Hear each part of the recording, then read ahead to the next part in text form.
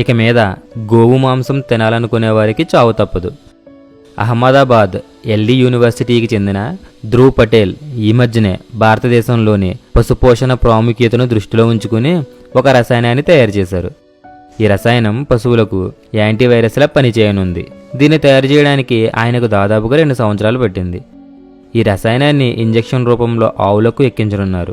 దీని ప్రత్యేకత గురించి చెబుతూ, ఈ ఇంజెక్షన్ ఎక్కించిన పశువుకు ఎటువంటి ఆరోగ్య సమస్య రాదని, కనీసం దాని ఆయుర్దాయంలో కూడా తేడా రాదని, కానీ పశువు మరణించాక లేదా చంపి మాంసాన్ని తింటే మాత్రం తిన్న వ్యక్తులు 4 గంటల్లో మరణిస్తారు. ఈ ఇంజెక్షన్ ఖరీదు 150 రూపాయలు ఉండవచ్చు. వైజ్ఞానికుడు అయిన తేజసింగ్ చెప్పడం ప్రకారం ఈ ఇంజెక్షన్ గోశాల నిర్వహించే వారికి ఉచితంగా ఇవ్వనున్నట్టు తెలిపారు. గోశాల నిర్వాహకులు వివరాలతో రిజిస్ట్రేషన్ చేయించుకోవలసిందిగా తెలిపారు. తద్వారా గోమాత మీద జరుగుతున్న అత్యాచారాలను ఆపదలిచారు. ఈ విషయంలో ఈ ఇంజెక్షన్ రామబాణం కానున్నది.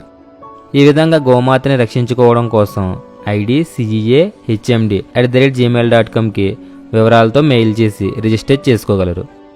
ఈ పోస్ట్ని షేర్ చేయడం ద్వారా కూడా ఎంతో కొంతమందికి ఈ విషయం తెలిసేలా చేయగలరని భావిస్తున్నాను.